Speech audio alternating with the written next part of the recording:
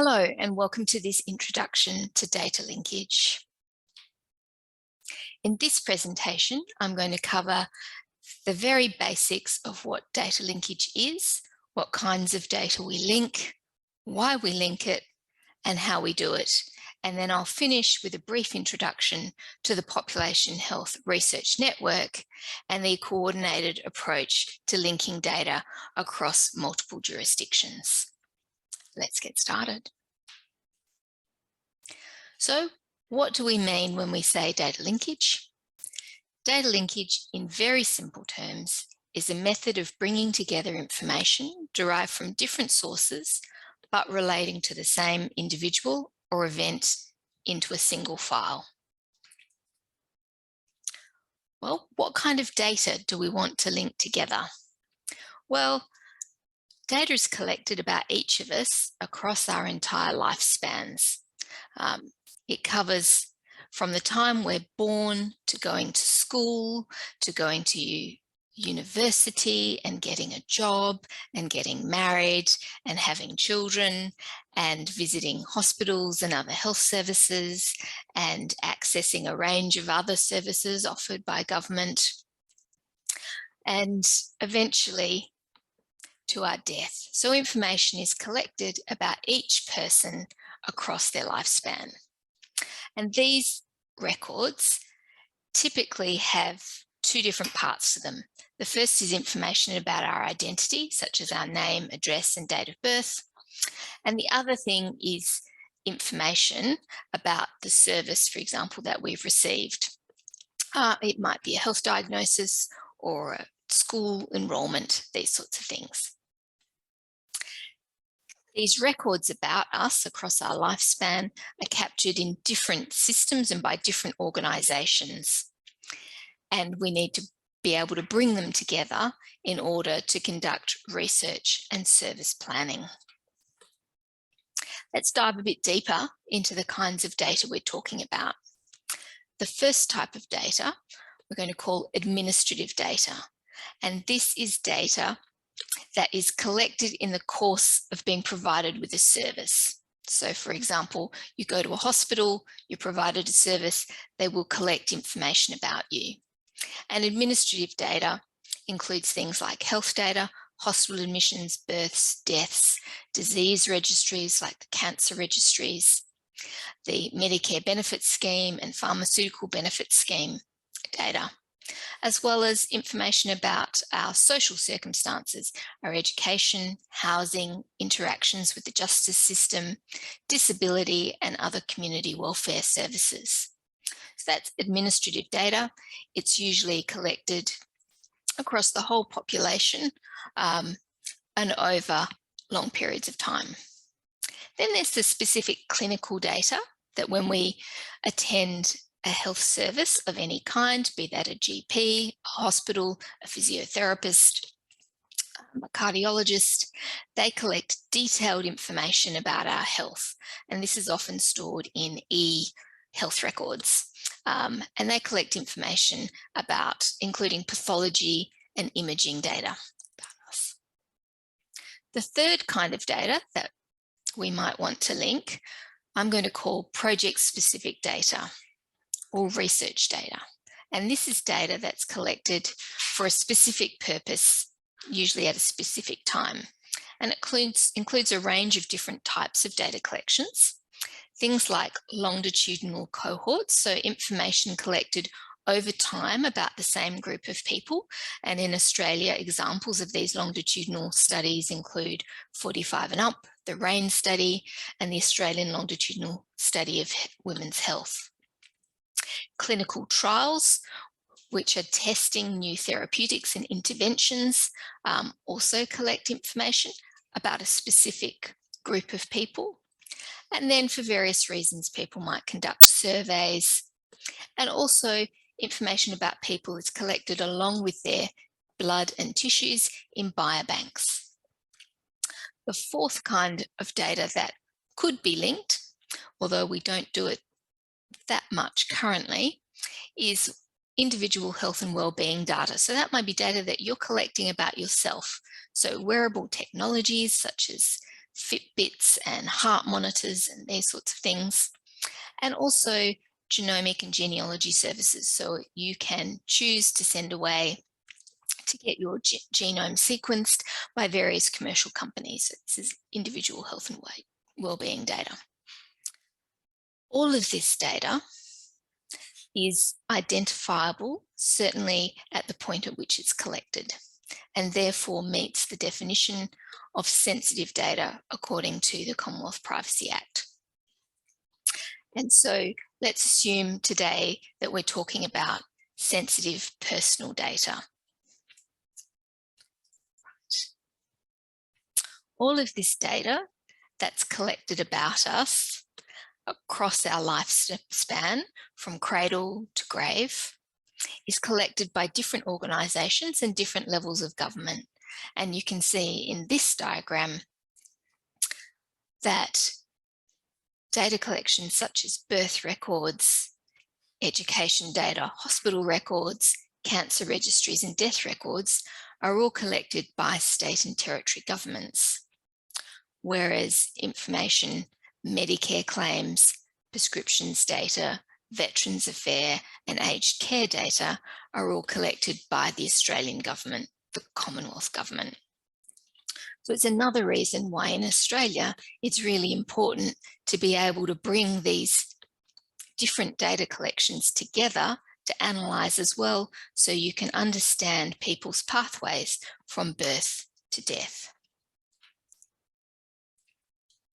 So there are a range of different things that we can do with linked data, and it's an important infrastructure and service that we can provide to the research community that has impacts on our understanding of human health and social determinants of health. And it's essential for a wide range of research, including things like investigating common and rare diseases and events, comparing different treatments and interventions, for real-world evaluation of policies and services, for studying the origins and associated conditions and outcomes of diseases, and monitoring the health and well-being of Australians across the life course.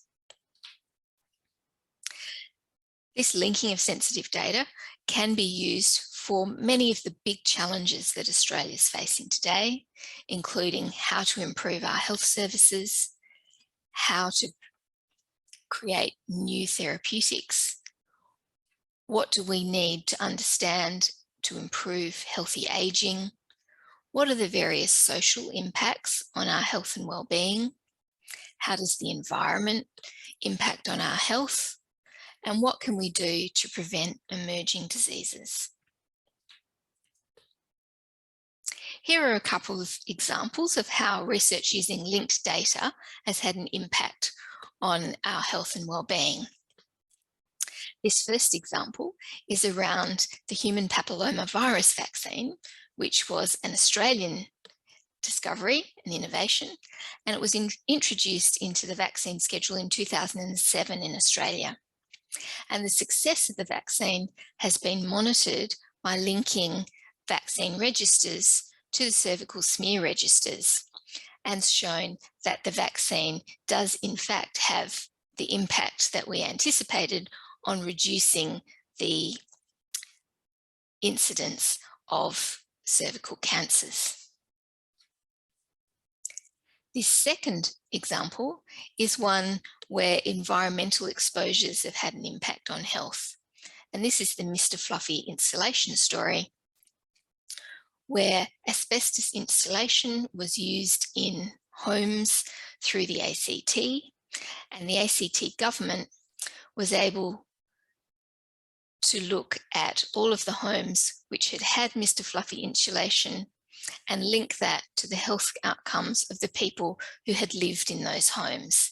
And the study found that men who lived in houses with this Mr. Fluffy insulation were 2.5 times as likely to develop mesothelioma than those who did not live in the houses.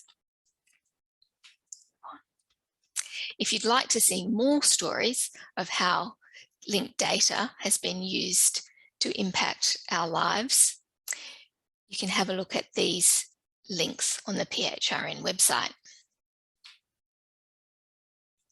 So let's start to think about, how do we link this data? How do we bring it together? Well, there are 4 basic steps in the linkage process. The first is the data from each data source to be linked is cleaned and standardized so that it can be consistently linked in a computer program. We use identifiable data such as name, address, and date of birth to do the linkage, to work out whether a person in one data source is the same as a person in another data source. Then, in this day and age, we use computer programs to work out whether the record in one data source is from the same person as in another data source. And then the 4th step is when there's a match found, then we say that that person is present in both data collections. There are 3 main groups involved in this process of linkage. The first are the data custodians, and these are the people who are responsible for the data collections, wherever they happen to be, in state government, Commonwealth government, researchers. All of these groups and organisations could be data custodians. Data linkers are people who bring the data together, and they can be based in a specialist data linkage unit like those in the Population Health Research Network, or an individual for a particular project may link data for that specific project. And then the 3rd group of people are the data users or the researchers, the people who use the linked data for analysis and research. I'm going to give you a quick animated example of how this linkage occurs in a specialist data linkage unit. In this example, we've got 2 records and 2 different data collections. The first data collection is the hospital admitted patients data collection that's held by a state government. The second is the registry of births, deaths and marriages, also a state government organisation. In this case, we have a person called Any Citizen who appears to have a record, both a hospital admission and a death record. And the first step in linkage is to take a copy of the identifying information, or sometimes called linkage variables, from each of these records. This identifying information gets sent to a specialist data linkage unit. And the data linkage unit uses this information in their computer systems to determine whether these 2 Any Citizens are the same person. In this case, we decide that Any Citizen in the hospital record is the same as the Any Citizen in the death record. The linkage unit then creates what we sometimes call a Linkage ID, which is a unique identifying alphanumeric, possibly, which is for any citizen. It's a person-specific number. This linkage ID is kept by the linkage unit, and it is never released to anybody else. When a researcher puts in an application to access linked hospital and death records, and the linkage unit determine that Any Citizen is part of the cohort that the researcher is requesting, they create a special project linkage ID or person number for Any Citizen that is just for that project.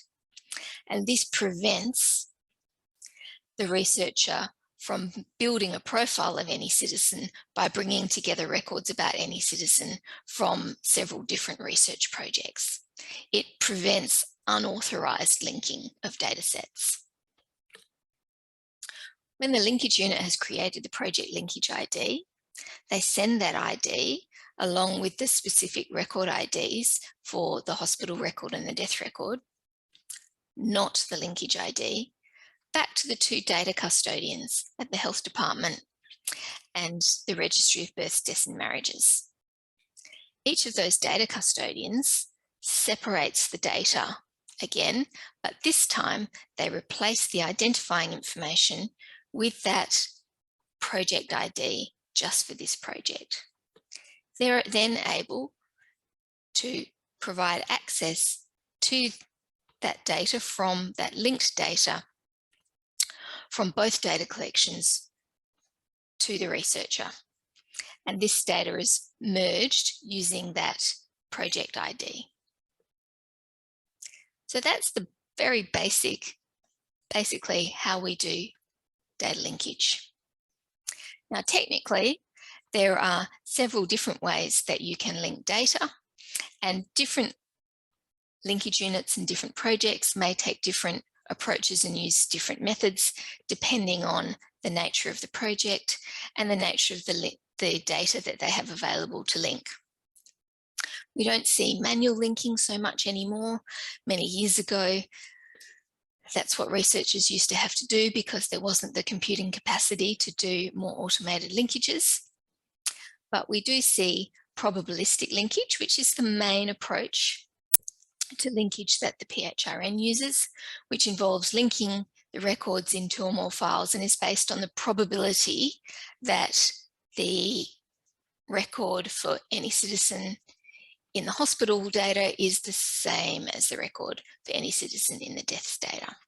This is actually a highly accurate way of linking. Deterministic linking is based on exact matches, either between one identifier, for example, a unique identifying number, or a series of variables, but there has to be an exact match. And then there's also a range of blindfolded linking techniques where the match variables are made non-identifiable by hashing encryption or Bloom filters. So if you want to learn more about those techniques, I'm sure there are a range of different papers about the details behind all of those.